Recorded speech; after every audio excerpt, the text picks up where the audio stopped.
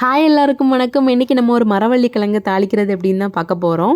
உங்கள் பிளேஸில் இது இந்த கிழங்குக்கு என்ன பேருன்றதை கமெண்டில் சொல்லுங்கள். எங்கள் ஊரில் இதை மரிச்சீனி கிழங்குன்னு சொல்லுவோம், குச்சி கிழங்குன்னு சொல்லுவாங்க நிறைய பிளேஸில். உங்கள் ஊரில் என்ன நேமுன்றதை மறக்காமல் கமெண்டில் சொல்லுங்கள். இப்போ நான் வந்து இந்த சாதம் வடிக்கிற பானையை பார்த்து எடுத்துக்கோங்க. அப்போ தான் நம்மளுக்கு சீக்கிரமாக வெந்துடும். அதில் நம்ம கொதிக்க வச்ச தண்ணியில் நான் வந்து ஒரு 2 பீஸ் மரிச்சீனி கிழங்கு நான் வந்து கட் பண்ணி போட்டிருக்கேன். துண்டு வெட்டி போடாதீங்க, இந்த மாதிரி சீவி சீவி போடுங்க. அப்போ தான் சீக்கிரத்தில் வேகும். அதை நல்லா வேக வச்சு எடுத்துக்கோங்க. மறக்காமல் உப்பு போட்டு வேக வைங்க.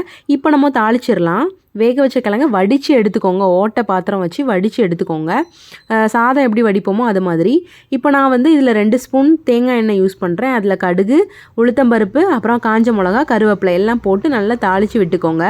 நான் இதில் வந்து கொஞ்சமாக பூண்டு, ஒரு 3 பூண்டை இடித்து சேர்த்துருக்கேன். அதோட ஃப்ளேவர் சூப்பராக இருக்கும். அப்புறமா கொஞ்சமாக மஞ்சள் தூளும் போட்டு நம்ம வேக வச்ச கிழங்கையும் போட்டு அது கூடவே நம்ம இடித்த பூண்டு போட்டு நல்லா வதக்கிட்டு அது கூடவே நம்ம வந்து இந்த கிழங்கும் போட்டு நல்லா மிக்ஸ் பண்ணி எடுத்துக்கோங்க.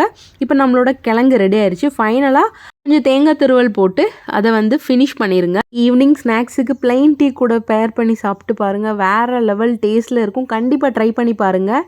மீன் குழம்பு கூட ஊற்றி சாப்பிட்லாம். ரொம்பவே சூப்பராக இருக்கும். கண்டிப்பாக ட்ரை பண்ணி பாருங்கள். மறக்காமல் என்னோடய சேனலை லைக், ஷேர், சப்ஸ்கிரைப், கமெண்ட் பண்ண மறந்துடாதீங்க. இன்னொரு வீடியோவில் உங்களை பார்க்குறேன். பாய்.